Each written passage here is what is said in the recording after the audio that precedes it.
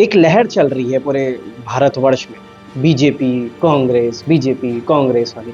निर्दलीयों को पूछता तब है जनता कि भाई चलो ठीक है, निर्दलीय प्रत्याशी है। लोग भरोसा नहीं जता पाते। तो आप अपना भरोसा कैसे जीतेंगे और कैसे इस लहर से उन सभी लोगों को बाहर लेके आएंगे कि नहीं, ये लहर से हटकर अब इस बार मैं हूँ? लेकिन जब हमारी टिकट की बारी आती है ना, तो ये लोग हमारी टिकट के लिए लड़ते ही नहीं।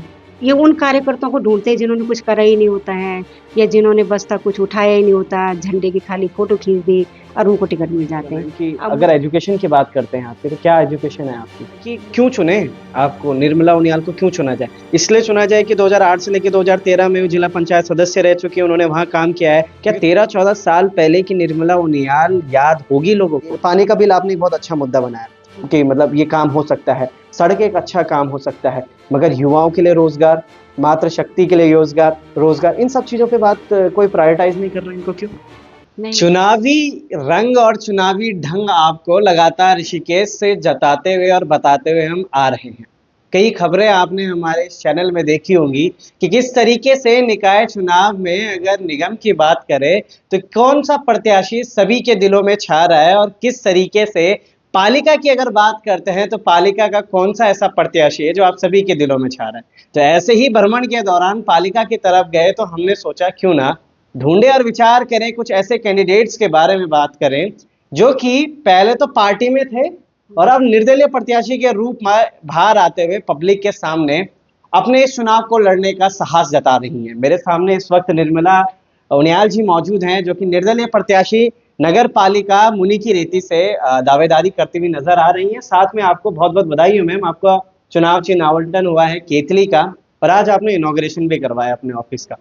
सर्वप्रथम आपसे ये सवाल रहेगा मेरा कि पार्टी छोड़कर, बीजेपी जैसी पार्टी छोड़कर आप निर्दलीय प्रत्याशी के रूप पर आगे निकल रही हैं, इस विषय में क्या कहेंगे? उसके बाद बात करते हैं आगे के बारे में। मैं लोकार्पण चैनल को बहुत-बहुत धन्यवाद करना चाहती हूँ कि उन्होंने मुझे इस लायक समझा और मेरा इंटरव्यू के लिए मुझे बुलाया और मेरे इंटरव्यू लेने के लिए आए। क्योंकि मैं तो एक छोटी मतलब एक जिला पंचायत पद में रहते हुए मैंने इस क्षेत्र में बहुत कार्य किए और कर रही हूँ, और पहले भी करती थी, तभी मैं जिला पंचायत भारी वोटों से जीती थी। क्योंकि मुझे एक जुनून है समाज सेवा करने के लिए, किसी के लिए कुछ करने का मुझे एक जुनून है, मुझे करना है इसके लिए कुछ बस, और कोई दुखी ना रहे, ऐसा मेरे मन में भाव है। इसलिए मैंने, और दूसरा ये है कि मैं पार्टी में 18 साल की उम्र से बीजेपी ज्वाइन किया था मैंने बहुत काम करा। बलूनी जी को बहुत भारी बहुमत से जीता, खूब मेहनत करी, तीरथ सिंह रावत जी के लिए मेहनत करी, अपने बीसी खंडूर जी के लिए मेहनत करी। लेकिन जब हमारी टिकट की बारी आती है ना, तो ये लोग हमारी टिकट के लिए लड़ते ही नहीं। ये उन कार्यकर्ताओं को ढूंढते हैं जिन्होंने कुछ करा ही नहीं होता है, या जिन्होंने बस्ता कुछ उठाया ही नहीं होता, झंडे की खाली फोटो खींच दी और उनको टिकट मिल जाते हैं। अब मुझे समझ में नहीं आता कि वो टिकट उनको कैसे मिलता है, या तो उनकी पहचान ऊपर होती होगी, या उन्हें संगठन ज़्यादा प्यार करता होगा। हो सकता है संगठन हमें सिर्फ कार्य के लिए चुना होगा और हमें टिकट देने के नाम पे जो है तो पीछे हो जाता होगा, ऐसा कुछ हुआ होगा। आप बीजेपी से उम्मीदवार रही टिकट की, तो आपको क्या लगता है कि कौन, क्या कारण रहे होंगे आपको टिकट ना मिलने के, आपका टिकट काटने का? देखो, मैं तो संगठन की कमी मानूँगी, मैं किसी को क्या दोष दे सकती हूँ। ये मेरी अपनी कुछ कमी रही होगी कि संगठन ने मुझे पहचाना नहीं होगा, या संगठन ने मेरी काबिलियत को नहीं जाना होगा, क्योंकि उन्हें ये भी तो देखना था इस क्षेत्र में कम से कम ये महिला कितने टाइम से काम कर रही है और जनता के बीच में इसका बहुत अच्छा जुड़ाव है। अब मैं तो ये मानती हूँ कि संगठन को उसको टिकट देना चाहिए जो क्षेत्र कर्म कर रहा है, क्षेत्र में बराबर क्षेत्र की समस्याओं के लिए जूझ रहा है, कर रहा है कार्य, तो उसको टिकट देना चाहिए, ना कि धन बल के आधार पर या किसी पहचान के आधार पे टिकट मिलना चाहिए। हाँ जी। बिल्कुल सही बात कही उन्होंने, पहचान के आधार पर टिकट नहीं मिलना चाहिए, मगर कहीं ना कहीं ऋषिकेश में एक लहर और चलती हुई नजर आ रही है, शिक्षा। कि हमारा प्रत्याशी जो भी हो, जो भी हमारा जनप्रतिनिधि हो, वो शिक्षित हो, अच्छे से पढ़ना जानता हो, अच्छे से लिखना जानता हो, अच्छे से हमारी बात रखना जानता हो। तो दूसरा सवाल आपसे ये रहेगा मैम कि अगर एजुकेशन की बात करते हैं आपकी, तो क्या एजुकेशन है आपकी? मैं एमए बीएड हूँ, मैंने डबल एमए किया है, राजनीति विज्ञान से मैंने एमए किया है, मैं होम साइंस से बीएससी हूँ। और दूसरा मैं नेशनल प्लेयर हूँ, नेशनल तक मेरा चयन हुआ है, स्टेट लेवल में मैंने खेला है, और मैंने कॉलेज की तरफ से भी खेला है, डिग्री कॉलेज की तरफ से मैंने टेबल टेनिस खेला है। मैं दो-दो उसकी खिलाड़ी रही हूँ, ब बैडमिंटन और उसकी टेबल टेनिस की। और दूसरा ये है कि मेरा बहुत अच्छा रहा है कि मैंने दो दो सरकारी गवर्नमेंट छोड़ी सिर्फ ये सामाजिक कार्य करने के लिए, क्योंकि मेरी परिस्थितियाँ कुछ ऐसी बनी कि मेरे बच्चे छोटे, मेरे ससुर जी बीमार, तो मुझे दो दो सरकारी नौकरी छोड़नी पड़ी, एक नवोदय विद्यालय की छोड़नी पड़ी। लेकिन फिर भी मैंने 10 साल बालिका विद्या मंदिर बेबी ऋषिकेश में पढ़ाया हूँ निहाल जी के स्कूल में। और मैंने वहाँ भी 10 साल पढ़ा के यहाँ ढालवाला में भी एक स्कूल में पढ़ाया, वहाँ प्रिंसिपल रही मैं। और अब मैं दो दो स्कूल में मतलब एक बालिका वो कोषाबड़ेर स्कूल में मैनेजमेंट में हूँ, और लाल बहादुर शास्त्री स्कूल में कोषाध्यक्ष हूँ। अ, एक शिक्षित से आप आगे बढ़ते हो। आप अभी थोड़ी देर पहले भाषण भी दे रहे थे कि एक ऐसी महिला को आप ढालवाला से चुनने वाले हैं जो कि शिक्षित भी है, जो कि समाज सेवी भी है। तो ये तो हमने बात करी आपके बारे में। अब बात करते हैं कि भाई निर्मला उनियाल अगर आती हैं अध्यक्ष पद पर, तो वो क्यों आए? क्या ऐसा आश्वासन आप देती हैं अपने जनता को कि भाई हाँ, ढालवाले की जनता मुझे इसलिए चुने, मैं निर्मला उनियाल हूँ तो मैं क्यों हूँ? मैं जिला पंचायत रही हूँ, मैंने बहुत काम करे हैं और मैं प्रत्येक महिला से जुड़ी हूँ, प्रत्येक महिला को पहचानती हूँ, प्रत्येक घर को पहचानती हूँ और प्रत्येक महिला की समस्या को पहचानती हूँ। और दूसरा, कोई महिला मेरे पे संकोच नहीं करती, मेरे गले में हाथ डालो, मैं सबके साथ बड़े प्रेम से रहती हूँ। ना मुझे गुस्सा आता है, ना मैं कभी किसी को अपशब्द कहती हूँ। और जो भी है, मैं अगर मुझे कोई बोलता भी है कुछ, मैं उससे किनारे हो जाती हूँ, क्योंकि मैं लड़ाई झगड़े में विश्वास नहीं करती, मैं प्रेम में विश्वास करती हूँ। और मैं महिलाओं के साथ बहुत प्यार से रहूँगी, युवाओं के लिए बहुत अच्छे से यहाँ कार्य करूँगी। मैम ये तो बात आपने वो करी है जिसमें कि मतलब आप करने वाली हैं जो चीज़ें। मैं मेरा सवाल ये था कि क्यों चुने आपको निर्मला उनियाल को क्यों चुना जाए? इसलिए चुना जाए कि 2008 से लेके 2013 में वो जिला पंचायत सदस्य रह चुकी हैं, उन्होंने वहाँ काम किया है। क्योंकि 2013 से लेके अब यानी कि 2025 तक लगभग अभी कम से कम 13-14 साल हो चुके हैं। क्या 13-14 साल पहले की निर्मला उनियाल याद होगी लोगों को? नहीं, पूरी यादें लूँगी, क्योंकि मैं बहुत काम करती हूँ लोगों की, पेंशन लगाती हूँ। कई लोगों की समस्याएं, किसी की पेंशन रुक गई, वो मेरे पास आते हैं। कई महिलाएं विधवा हुई, मैंने उनके पेंशन के कागज़ बनाए। और जो बुजुर्ग हैं उनके पेंशन के कागज़ बनाए। तो मैं जब भी आजकल क्षेत्र में भी जा रही हूँ, तो छोटी मोटी समस्याएं मैं दूर करती जा रही हूँ, उनको रास्ता बताती जा रही हूँ कि ऐसे करिए आपकी पेंशन लग जाएगी। और उनके 1-2 महीने में पेंशन आ रही हूँ, मुझे बधाई भी दे रहे हैं कि मेरी पेंशन आ गई। और कई लोग तो इतने भोले भाले हैं, वो मेरे पे 500 रुपए लेके आ रहे हैं, मैडम मेरी पहली पेंशन आ गया, हमने आपको कुछ नहीं दिया, 500 रुपए ले लीजिए। तो मुझे बहुत हंसी भी आ रही। अब मैं उनको यही चीज़ें बोल रही हूँ कि देखो, मैंने आपके लिए इसलिए नहीं किया कि आप मुझे 500 रुपए दें, मैंने इसलिए किया है कि आपको कोई परेशानी ना हो। तो मैं आपकी परेशानी को समझती हूँ, इसलिए मैंने आपकी समस्या को दूर किया है। तो देखो, मैं हर चीज़ की समस्या दूर करूँगी, पानी, बिजली, लाइट, कुछ भी समस्या, छोटी मोटी से लेके बड़ी समस्या, मैं हर चीज़ कर सकती हूँ। अब मेरे में हर काबिलियत है, और मैं हर अधिकारी पे मेरी अच्छी बॉन्डिंग है। मैं अच्छा कार्य हर उससे करती हूँ, चाहे तहसीलदार हो, चाहे एसडीएम साहब हो, चाहे डीएम साहब हो, सबसे मैं काम आसानी से करा लेती हूँ। हाँ जी। मतलब आप आराम से काम करवा देती हैं इसलिए पब्लिक आपको चुने। आप हर एक अधिकारी आला अधिकारी को जानते हैं इसलिए पब्लिक आपको चुने। मतलब इन सभी चीज़ों पे आप सोच रही हैं कि हाँ, इन सारी चीज़ों से मेरे को वोट मिलेगा और मैं जीत सकती हूँ।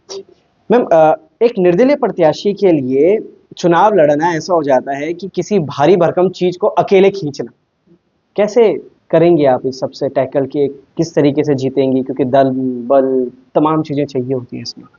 देखो, मेरा बहुत कम मेरा प्रचार हो पा रहा है, क्योंकि मैं इतना पैसा नहीं ले पा रही हूँ। मैंने काफ़ी लोगों ने मेरी मदद करी, तब जाके मैंने कुछ 5-10 लाख रुपए इकट्ठे करे, क्योंकि मेरे पास इतना पैसा नहीं थी। पिछले 2 साल पहले मैं अपने पति की बीमारी से जूझी हूँ, और मुझे काफ़ी पैसा पति में मेरा लगा है, बेचारे बड़ी मुश्किल से वो ठीक हुए हैं।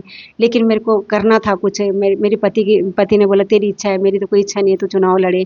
लेकिन मुझे ये लगा कि मेरे क्षेत्र में बहुत बड़ी समस्या है, औरतें बहुत परेशान हैं। उनकी परेशानी देखते हुए मुझे चुनाव लड़ने का फैसला मैंने किया। और मेरा तो प्लान था कि मुझे पार्टी से अगर टिकट देती तो मैं भारी बहुमतों से जीतती, और मेरा बहुत अच्छा नाम पार्टी में ऊंचा उठता। लेकिन पार्टी ने शायद मुझे सुयोग्य नहीं समझा होगा, तो मैंने निर्दलीय लड़ने के लिए, अपनी जनता के लिए निर्दलीय लड़ने का, चुनाव लड़ने का फैसला किया। अब ये बात करी हमने कि किस तरीके से निर्दलीय प्रत्याशी के लिए आती हैं। आप पहले बीजेपी में रही, कई साल तक आपने बीजेपी में, आप जब गए थे चुनाव लड़ उससे पहले भी तो आपने बीजेपी के तौर पर अपने जो जनता थी उसको बोला होगा कि भाई बीजेपी को वोट। अब कैसे निर्मला उनियाल कैसे उन सभी की मानसिकता को बदल कर कि बीजेपी को नहीं भाई, अब निर्मला उनियाल इंडिपेंडेंट है उनको वोट दे? क्योंकि लहर तो कहीं ना कहीं अभी भी है, इसलिए क्या कहेंगे? नहीं, ऐसी कोई बात नहीं है। देखो, लहर तो प्रत्याशी पे बनती है, जो उसका चुनाव चिन्ह होती है उस पे बनती है। ऐसा कुछ नहीं है कि बीजेपी की लहर है। देखो, सबसे बड़ी बात है, कोई भी हो जो हम वोट देने जाते हैं, तो हम ये देखते हैं कि यार इसमें कौन सा प्रत्याशी अच्छा हो, कौन सा प्रत्याशी अच्छा हो। ये चीज़ें मायने रखता है, और वो ऐसा तो नहीं होगा कि बीजेपी की तरफ चला जाएगा आपका सारा वोट?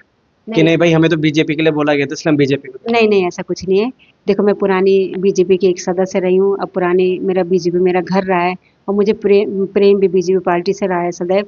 लेकिन ऐसा कुछ नहीं है, क्योंकि जनता ये तो एक लोकल चुनाव है, लोकल चुनाव में कोई पार्टी मायने नहीं रखती, क्योंकि लोकल चुनाव में फेस मायने रखता है, कर्म मायने रखता है, ये क्या कर सकता है ये मायने रखता है। क्योंकि बीजेपी ने थोड़ी ना यहाँ काम करना है, काम तो मैंने करना है ना। तो बीजेपी थोड़ी पार्टी आके यहाँ काम करे, काम तो वो महिला करेगी ना जो यहाँ नगर पालिका में बैठेगी। तो वो पार्टी थोड़ी आके करेगी मैं बीजेपी क्यों, मैं तुम्हारा काम नहीं करती या कांग्रेस का नहीं करती, ऐसा थोड़ी करेगी। भाई क्षेत्र की जनता है, वो कांग्रेस से भी जुड़ी है, यूकेडी से भी जुड़ी है, सभी पार्टियों से जुड़ी हुई है। आम आदमी पार्टी से भी कुछ होंगे तो उनसे जुड़ी हुई है। तो देखो, काम तो महिला सिर्फ महिला के लिए करेगी, मैंने इसके लिए करना है। और देखो, मैंने कोरोना काल में इतना काम किया है महिलाओं के लिए, इतना काम किया कोरोना काल में, कि कोरोना काल में कई मैंने जब सिलेंडर नहीं होते थे, मैं हरिद्वार से सिलेंडर दिलाती थी, डॉक्टरों से बोल बोल के हॉस्पिटल करवाती थी, कई हॉस्पिटलों में मैंने यहाँ कोरोना काल में, दिल्ली से तक मेरे पास लोगों के फोन आया, दीदी हमें यहाँ ये हॉस्पिटल चाहिए, तो मैंने उन्हें कोरोना काल में उनको वहाँ भेजा हॉस्पिटलों में, और बहुत काम किया मैंने। आपने एक बहुत प्यारी लाइन बोली, आप सभी को बताऊंगा मैं कि ये एक बहुत छोटा चुनाव है, मेयर का हो चाहे पार्षद का हो चाहे फिर अध्यक्ष का क्यों ना हो पालिका के लिए। यहाँ पे किसी पार्टी को देखकर वोट ना दीजिए, यहाँ पर दीजिए कि आपका प्रत्याशी यानी कि आपका जनप्रतिनिधि जनप्रतिनिधि कहलाने के लायक है या नहीं है। क्या वो जनप्रतिनिधि आपके हक हुकूम के लिए लड़ सकता है? क्या वो जनप्रतिनिधि आपके बच्चों को उस जंजाल से यानी कि जिस तरीके के व्यवस्थाएं ऋषिकेश में चल रही है, शराब ये नशाखोरी, उनसे वापस ला सकता है? उस जनप्रतिनिधि को चुनिए जो आपके बच्चों को रोजगार देगा, या फिर उस जनप्रतिनिधि को चुनिए जो कि आपके बुजुर्ग माता पिता होगा उनको पेंशन या फिर उनके स्वास्थ्य के लिए कुछ कर पाए।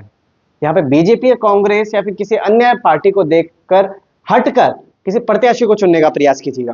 मैम, ये हमने बात करी सारी चीजों के बारे में। अब बात करते हैं कि अध्यक्ष पद पर आने के बाद से पहले निर्मला उनियाल के दिमाग में ऐसे कौन से 5 काम चल रहे हैं कि नहीं, वो काम वो नहीं कर पाए, ये काम तो सिर्फ निर्मला उनियाल करेगी और करेगी ही करेगी अपने क्षेत्र के लिए। ऐसे कौन से 5 काम हैं? मेरे सबसे पहले काम तो पानी का बिल है, पानी के बिल से बहुत परेशान है औरतें। ये क्या पहला काम हो गया, पानी के बिल की समस्या हाँ को जी। आप निवारण करेंगे। उसकी दूसरा दूसरा समस्या मेरा ये यहाँ जाम की और पार्किंग की, तो पहले दूसरा काम मैं वो करूँगी, पहले मैं राजीव ग्राम से शुरू करूँगी। और सबसे बड़ी बात है शीशम झाड़ी में जो पानी इकट्ठा होता है बरसात में, उसकी निकासी के लिए मैं समाधान करूँगी। ये कहाँ से इकट्ठा हो रहा है, ये किसने बंद करवा दिया और किस वजह से बंद हुआ, जो गंगा जी में पानी जाना बंद हो रहा है, लोग वहाँ डूबते जा रहे हैं, उसमें काम करूँगी। और दूसरा खारासूत में जो समस्या है रोडों की, वहाँ रोड नहीं है ढंग से। ये तीसरा काम हो गया। तीसरा, हाँ जी।